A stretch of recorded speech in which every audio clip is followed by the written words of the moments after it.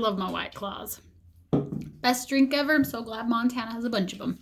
So, welcome back. I think I have 4 subscribers. Woo! I think it's hilarious. I'm deviating today from my usual religious, spiritual rant. Kind of not, though. It does kind of go on the... Come here, Jess. Come here. I'm going to see if you can, meet my dog. Come here, Jess. I'm going to go on to my not religious rant. Come here, Jess. Come here. This is my puppy, Jess. Hello, my sweet, lovely old dog. And that's Dusty. Yes, those are my puppies. Now, why did I show you my dog? My oldest, sweetest Doberman puppy love, Jess. Yes, my girl. Because story time is that once upon a time, about 1.5 years ago, not quite, I have had a very awful, terrifying paranormal experience. Now, this is the part where a lot of you are going to be like, next video, out, next. But bear with me, because it really did happen. It was terrifying. Nothing actually terrifying happened, but it was terrifying for me because I was living it. It was horrible. So about the time my husband was not in my home anymore, he was off at college. I know, right? 34. Trying to get his degree in becoming a drone pilot. And we were separated. It was awful. I was in a really negative headspace at that time of my life. I was not happy. I was putting a lot of pressure on myself to be the perfect mom because I was the only financial provider for my kids. I was getting no financial help from my now ex-husband. But I was not making very much money. My sister lived with me, though. She was like my live-in nanny. She took care of my kids during the day. I usually worked from about 4 o'clock to midnight. I was the night manager. And she was taking care of my kids. I gave her room and board, and she was taking care of my kids for free because that was all I could afford. She was the best sister in the whole wide world. Not married, no kids. And still most amazing person ever. This stuff makes you burp. So, anyways, I was in a really negative headspace at that time. I was putting a lot of pressure on myself. I hadn't met my current husband that I have now. And my forever husband, I should say. And all of a sudden, my sister comes to me and says, there's something in the house. There is something. I can feel him. She's very sensitive that way. She's like, I can feel him when I'm trying to pray. I can feel him when I'm just alone. I can feel him in the morning. She gets up at 2 or 3 in the morning to teach online classes to Chinese kids, English. And so she has that. She does that as her job, and then she takes care of my kids. Bless her, the angel that she is. And I was like, oh, great. Because this wasn't the first time that I've had experiences with the paranormal. And this was scary as hell for me because this is the first time I've had this experience by myself. No man in the house. I was an adult. The only other time as an adult I had this experience was about 6 years prior in another house I lived in Idaho. And that one was he was not active. He basically hid in my kids' playroom, which was the only thing that terrified me. I'm like, he wants my children. And he stayed there, and we were able to get rid of him without too much of a problem and not much of a hassle. And so, and it was my dog that alerted me to his presence. Same dog. She didn't alert me to his presence this time, but she is definitely a big part of the story. He was doing things like stomping around the house when no one was awake. He would follow us around the house. He would get in your face. You could just feel him there. My sister could see an outline of him. She could see his hat. Stop shaking the table, Dusty. Come here. Up. Come here. Dusty, up. See, there's Dusty. She's so crazy and cute. She is our sweet little puppy that just got fixed. Oh, yes, I love you too.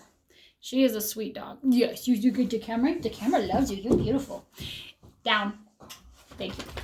And so, anyways, and I had a friend who could see and talk to ghosts, and he didn't want to talk to her. He didn't want to have anything to do with her. So I knew he didn't have good intentions because he didn't want to be caught. He didn't want to be seen. He just wanted to create stress and havoc and us being scared because he fed off that energy. He fed off our fear. He fed off our uncertainty, our negativity. So I saged the house. I live in Montana. There's sage everywhere. And so my sister, because I was at work, she went outside and she got some scissors and got me a whole bunch of sage. I think we got enough for like 5 or 6 big. So like the bundle was almost as thick as my face. Sage bundles. We wrapped them up in twine and lit them on fire, blew them out, and let them smoke the house. And we started in the basement and worked all the way up through the house because he was everywhere. He mostly left me alone because he knew that I was the one in charge of the house. And so I had the most power to kick him out. Did I know that at the time? Not really. And I was probably the least innocent in the house, and I didn't have that pure energy like children do. And so he was living off my children, basically. Oh, that sounds horrible. It sounds like a vampire, but he kind of was. He sucked the energy out of you. My kids weren't sleeping good. My middle son was feeling creeped out. He's very sensitive that way. And it was really out of character for him because he sleeps like the dead. He will go to sleep at 7 o'clock at night and he will sleep in till I wake him up at school at 6:45 in the morning. He wasn't sleeping well. He said he was feeling creeped out. He didn't know what it was, and we never told him. We never told any of my kids. My kids to this day still have no clue. I don't talk to them about spirits or ghosts. I don't talk to them about that because I know their young minds, like I'm really not going to try and get them to understand what that part of the world is, like what that part of the reality is, because there's so many people anyways who say it's not true. And so I'm not introducing that to them. My parents didn't for me when I was a little kid and we were being haunted. I didn't really know about it very much, but it was there. Like I found out about it later from all of my siblings because they were older than me. So my kids were even feeling it. My oldest son was cranky and edgy and angry, and he is a very happy-go-lucky kid. He never slept very good, but he didn't complain about that. That was the weirdest part, was like, you don't sleep well, and you didn't notice him at night, but it really affected his behavior. My youngest daughter, she was 4 at the time, my only daughter, my youngest child, my daughter, she was 4. She didn't sleep well. She really wanted someone to like lay down with her. She didn't want to be alone. She'd wake up crying. She didn't say anything because, once again, you couldn't see him. It was just what he exuded, and it's what he did to you without you seeing. And so it was affecting my kids. And at that point, I was like, this is done. Like, we saged. So we saged the house. We started... My dog, she's the puppy. She's like taking her head and like dragging it on the ground like she's itching. Oh my gosh, you're so cute. No, don't lick. So she just got a surgery. She got spayed, got fixed because we have enough puppies in the world that don't have homes. So I think you itch sometimes, don't you?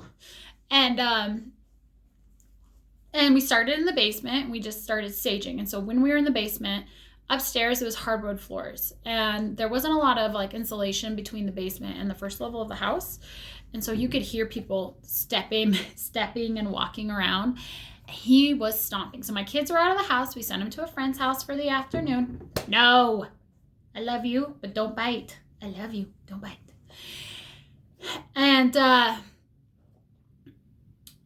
you could hear him stomping around upstairs. It was just me and my sister in the house. Granted, there was no other adults in the house. There's no other people, living people in the house. And we went into the closets, we went into the corners, we went into every space. We went into the utility room, the storage room. There was not 1 inch of air in that house that was not saturated with this sage smoke. We were very careful to keep the house from starting on fire. There was actually no fire in the house. It was just smoking sage. And you could hear him stomping around upstairs where we hadn't saged yet. He was pissed. And so we made our way upstairs. We were trying to do this with a good attitude of like, we only want things full of love and positivity and light and goodness to be in this home. We are actively saying these things as we were doing this saging, because that's all I heard. Oh gosh, I'm starting to get goosebumps. And so we, by the time we got done saging the house, this had been going on for like pretty hardcore steady for about a week. And so we were all exhausted. We have not been sleeping well. My sister and I had not been sleeping well. We were tired. We were worn out. We were drained, which is all pretty par for the course if you're having these kinds of experiences. And my dog, who had been watching this guy for the whole week, she kept tabs on him all night. She'd follow him around the house. She did not want him there. But she's a dog. She didn't have the power to get rid of him, but she's a Doberman. She's super protective. So when we got done saging the house, I have this bed for her, and her dog bed, she went and laid on the dog bed and didn't move for 18 hours. She took an 18-hour nap. I was like, oh, Jess, I'm sorry. And the house was clear. The house felt light. The house felt happy. It felt empty in a good way. And so yeah, it worked for about 3 days. And yep, sure enough, he came back, and in the same way, but he was more subtle because we knew how to push him out. But he came back. I could feel him. I could just feel him outside. You'd look outside and you could just feel eyes watching. Oh my God, there is goosebumps. I don't know if you can see them. Focus. And a bruise. No, my phone camera's not that good. Damn it. And anyways, he made his way back in. And then he got really worse. It was like he was angry at us for getting rid of him the first time. And so I started asking for help, and at work. And these people like came out of the woodwork. It was really weird. Like people at work, as soon as I started talking about it, so many people at work were like, oh my gosh, yes, I've had experiences like that. Like I know what you're talking about. It's horrible. And there was 3 people who knew this woman who had ran a paranormal group at the university in town. And she was really good at this, and she didn't live in town anymore, but they had her number and like, you need to call this woman. She can help you. I called her. I told her I staged the house. I told her my experience, and remotely she could connect to him remotely through me, because I was connected to him in a way, in the sense of like he was there in my home, and so that way he was connected to me, and she was able to get rid of him, which I'm not going to get into how she did it because it's a whole thing. Nothing weird. We didn't sacrifice a goat or anything, but it's just a whole different, the process and the ideas and the philosophy and her gifts, the things behind it. It's so incredible and deep that I could sit here for 2 hours and talk to you about it, and can't do that. I can't load a 2-hour video up to YouTube. I'll have 0 views and no one will hear my story. So anyways, remotely, that stuff makes you burp. Goodness. Remotely, she got rid of him. And he only came back 1 time. And my friend who could see ghosts, she was at my house. We were just having like a girls' night or something. And all of a sudden, my Doberman, the dog I showed you, Jez, started barking in my basement. Now, if some dogs bark a lot, you're kind of like, whatever. She only barks when someone is coming up to the door, or someone's drove into the driveway, or that kind of thing. She's a guard dog. That's her job. That's the only time she barks. Has she ever barked in my basement before? Never. Never has she barked in my basement before.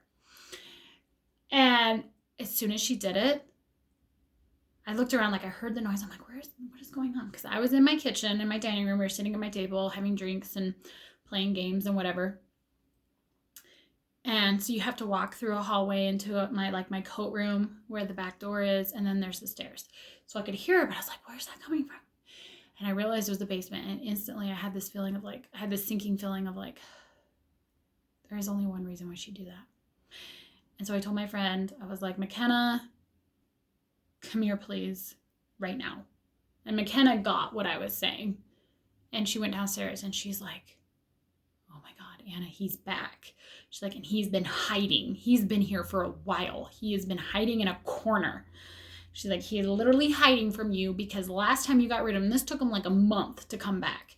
She's like, last time you got rid of him, he didn't like it and he doesn't want it to happen again. And he is not happy about your dog letting you know that he's here, and he's not happy about me being here and figuring that out. And I'm like, great.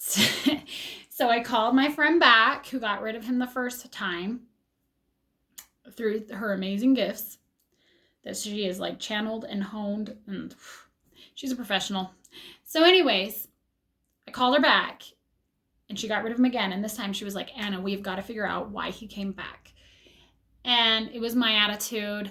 I had a lot of negativity, uncertainty with my life because I was in the middle of a divorce and I was feeling alone. And oh my Lord, I was feeling alone and scared and uncertain, and I didn't know what to do about all sorts of things. And I was feeling guilty about leaving the church because my family was very Mormon, and I was feeling bad. You know, I was in such a transition of my life that it made me very uncertain. And so she helped me kind of fix my energy. She gave me some things to do to help me uplift myself so I wasn't attracting these things in. And long story short, it worked, and I'm still working on it. Do these things still happen? Yes, they do. And it's another story time because it's happened more than once. And maybe next time I'll talk about the ghost that actually permanently lives in my house. And that is a really interesting story, and it's incredibly unusual and incredibly unique. And I'm 100% good with her being here.